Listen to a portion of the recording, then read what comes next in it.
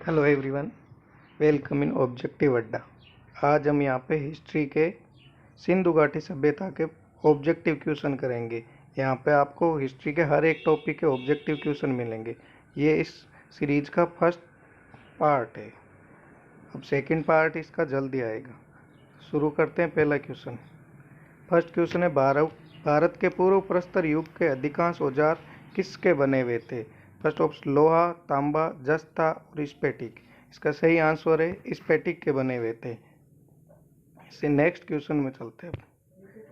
विश्व में चावल के पुराने साक्ष्य किस स्थान से प्राप्त हुए हैं? ब्रूजोम, कोल्डिवा, मेगरा और गुपकराल।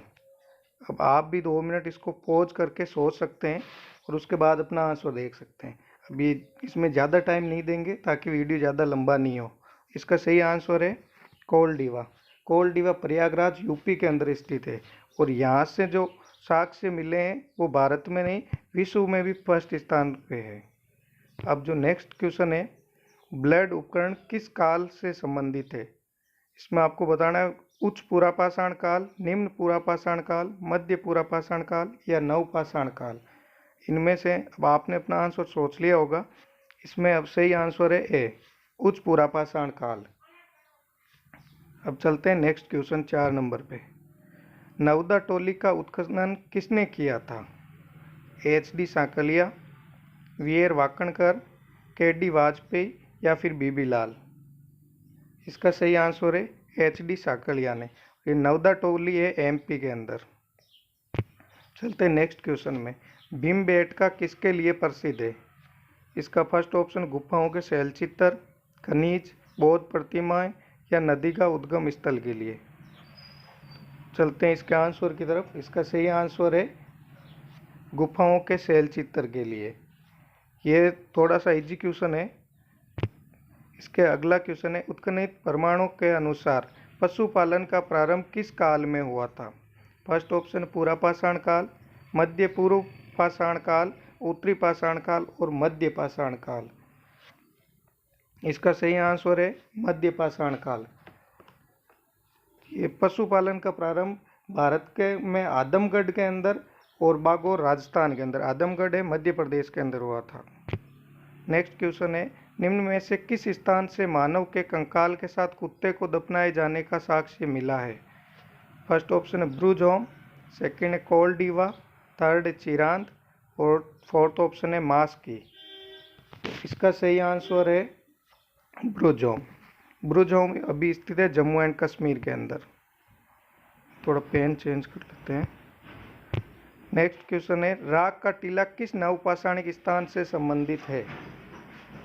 इसमें आपका फर्स्ट ऑप्शन है बुड्ढियाल, सेकंड है संगनकलू, थर्ड है कोल्डिवा और फोर्थ है ब्रह्मागिरी।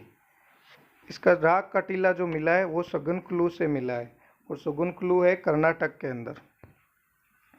9th क्वेश्चन है, इनमें से किस स्थल से हड्डी के उपकरण भी प्राप्त हुए हैं? ए ऑप्शन है चौपानी मांडो, बी महादा, सी काकोरिया, डी सराय नेहर। ये आपको बताना है। इसके अंदर सही है सराय नेहर, और सराय नेहर है यूपी के अंदर। 10 नंबर क्वेश्चन है, निम्न में से किस स्थल से प्राचीनतम स्थायी जीवन के प्रमाण मिले हैं? तो आपको इसमें बताना है कि सबसे पहले स्थायी जीवन के प्रमाण कहाँ से मिले हैं। तो इसका पहला ऑप्शन कालीबंगा से मिले हैं, मेहरगढ़ से मिले हैं, राकेगढ़ी से मिले हैं या फिर ब्रूजहोम से मिले हैं। इसका सही ऑप्शन है मेहरगढ़। मेहरगढ़ अभी स्थित है पाकिस्तान में। 11th क्वेश्चन है, कौन सा औजार पुरापाषाण संस्कृति से संबंधित नहीं है? इसमें आपको बताना है कि कौन सा नहीं है। बाकी सब है लेकिन एक जो ऑप्शन है वो नहीं है। तो कुल्हाड़ी भी है, गंडासा भी है और विदारणी भी है। स्लेट ऐसी है जो पुरापाषाण संस्कृति से संबंधित नहीं है। जो अगला क्वेश्चन है 12th नंबर, हैंड एक्स परंपरा के उपकरण कहाँ से प्राप्त हुए हैं? गुजरात से मिले हैं, मद्रास से, उड़ीसा से या फिर मध्य प्रदेश से। इसका सही आंसर है मद्रास से मिले हैं हैंड एक्स परंपरा के उपकरण। ये 1863 में रॉबर्ट ब्रूस फुट ने मद्रास के प्लवरम नामक स्थान से खोजे थे। 13 नंबर क्वेश्चन, नवपाषाण शब्द का प्रयोग सबसे पहले किसने किया था?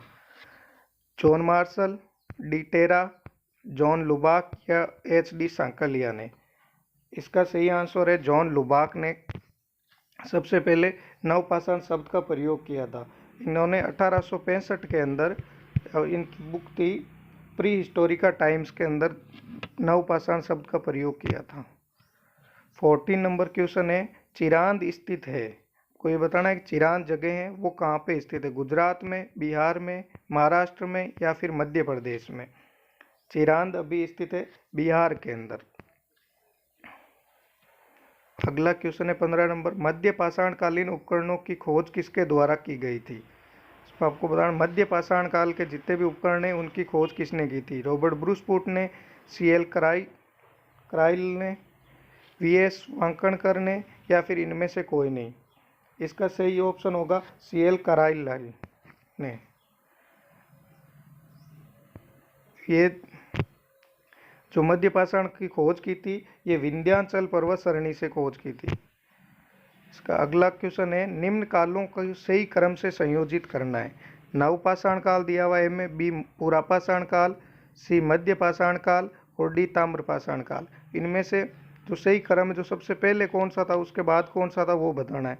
तो इसमें सबसे पहले आया था अपना पुरापाषाण काल, उसके बाद में था मध्य पाषाण काल, फिर था नवपाषाण काल और सबसे लास्ट में था ताम्रपाषाण काल। तो ऑप्शन हो गए बी, सी, ए, डी, ये दिया हुआ है 3rd नंबर के अंदर। इसका आंसर सही है सी, 3 नंबर। 17वां क्वेश्चन है, भारत में मानव का सर्वप्रथम साक्ष्य कहाँ से मिला था? नीलगिरी की पहाड़ियों से, शिवालिक पहाड़ियों से, नल्लामाला पहाड़ियों से या फिर नर्मदा घाटी पहाड़ियों से? इसका सही आंसर होगा नर्मदा घाटी से। 17 नंबर नर्मदा घाटी, जो इसके ये है नर्मदा घाटी मध्य प्रदेश के अंदर, और इसकी सबसे पहले खोज की थी डॉक्टर अरुण सोनकिया ने। अब 18 नंबर क्वेश्चन में चलते हैं, निम्न में से कौन सा सही है? तो ये बताना है। हड़प्पा संस्कृति से संबंधित 3 ये वाक्य दिए हुए हैं, तीनों में से सही कौन सा है वो सिलेक्ट करना है। तो हड़प्पा संस्कृति का विकास सिंध और पंजाब में हुआ था, ये सही है। वहाँ से ये दक्षिण तथा पूर्व की ओर फैली थी, ये भी सही है। जहाँ से ये सभ्यता फैली वे स्थान मिस्र तथा मेसोपोटामिया से बड़ा था, ये भी सही है। तो इसका मतलब जो तीनों दिए हैं वो सही, तो 4th नंबर ऑप्शन सही होगा। नेक्स्ट क्वेश्चन में चलते हैं, सिंधु सभ्यता संबंधित है, पर सिंधु सभ्यता कौन से युग से संबंधित है? प्राग ऐतिहासिक से, आद्य ऐतिहासिक युग से, ऐतिहासिक युग से या फिर उत्तर ऐतिहासिक युग से? तो सिंधु सभ्यता सभी को पता है आद्य ऐतिहासिक युग से संबंधित थी। नेक्स्ट क्वेश्चन चलते हैं, हड़प्पा संस्कृति की जानकारी के प्रमुख स्रोत है। हड़प्पा इस संस्कृति है उसकी जानकारी किससे मिलती है? अपने शिलालेख से मिलती है, पक्की मिट्टी की मूर्ति पर अंकित लेख से मिलती है, पुरातात्विक खुदाई से मिलती है या फिर उपयुक्त सभी से मिलती है? तो हड़प्पा संस्कृति का सभी को पता है कि पुरातात्विक खुदाई से मिलती है हड़प्पा संस्कृति की जानकारी। चलते 21 नंबर क्वेश्चन में, हड़प्पा सभ्यता के औजारों और अस्त्र मुख्यतः बनाए जाते थे। जो हड़प्पा सभ्यता थी उसके औजार किससे बनाए जाते थे? लोहे से, पत्थर से, तांबा, टिन और कांस्य के, लोहा और कांस्य के? तो इसमें आपको बताना किससे हड़प्पा संस्कृति के औजार बनाए जाते थे। इसका सही आंसर होगा सी, तांबा, टिन और कांस्य के बनाए जाते थे। नेक्स्ट क्वेश्चन चलते हैं, वैदिक काल में गोधन से तात्पर्य था। वैदिक काल में गोधन किसको कहते थे? गोधन मतलब गायों से प्राप्त आजीविका, गायों की संख्या, अतिथि या फिर व्यापारी? इसका सही आंसर होगा गायों से प्राप्त आजीविका को। और गोधन गायों को वैदिक काल के अंदर एगन्या भी कहा गया है, जिसको मतलब होता है न मारने योग्य। नंबर 23 पे चलते हैं, सैंधव स्थलों के उत्खनन से प्राप्त मोहरों पर निम्नलिखित में से किस पशु का सर्वाधिक उत्खनन हुआ है? सैंधव स्थलों के अंदर सबसे ज़्यादा कौन से पशु की मोहरें मिली है ये बताना है। शेर की, घोड़े की, बैल की या फिर हाथी की? सबसे ज़्यादा जो मोहरें मिली है वो बैल की, एक सींग वाले बैल की। यहाँ पे फोटो लगी हुई है, यही है। नेक्स्ट क्वेश्चन चलते हैं, सिंधु सभ्यता के पैमानों की खोज कहाँ पर हुई थी? तो सिंधु सभ्यता के अंदर जो पैमाने खोजे गए थे वो कहाँ पे मिले थे ये बताना आपको। तो सिंधु सभ्यता कालीबंगा के अंदर मिले थे, हड़प्पा के अंदर मिले थे, राखीगढ़ी के अंदर मिले थे या फिर लोथल के अंदर मिले थे? तो इसका सही आंसर है लोथल। इसमें सीधा से ये भी सोच सकते हैं कि लोथल एक बंदरगाह था, तो वहाँ पे आपको पैमानों की ज़रूरत पड़ती थी, इसलिए लोथल से मिले हैं। नेक्स्ट क्वेश्चन है, निम्न में से कौन सा एक युग्म सही सुमेलित नहीं है? यहाँ पे ध्यान देना है कि नहीं पूछा है। तो लोथल के अंदर व्यापारिक गतिविधियों का केंद्र था, ये सही है। कालीबंगा अनुष्ठान के लिए अग्नि वेदिकाओं की कतारें, ये भी सही है। कालीबंगा के अंदर अग्नि वेदिकाएं मिली है। कालीबंगा राजस्थान के हनुमानगढ़ में। चनउदड़ो जहाज निर्माण उद्योग के लिए और लोथल बाण निर्माण उद्योग के लिए, तो ये भी सही है, लोथल बाण निर्माण उद्योग के लिए। तो इसके अंदर जो गलत है वो है चनउदड़ो। चनउदड़ो जहाज निर्माण उद्योग के लिए नहीं था, यहाँ पे सीप उद्योग और वक्राकार ईंटें मिली थी। तो ये है इसके 25 क्वेश्चन। आगे के 25 क्वेश्चन सेकंड पार्ट में मिलेंगे आपको। Thank you.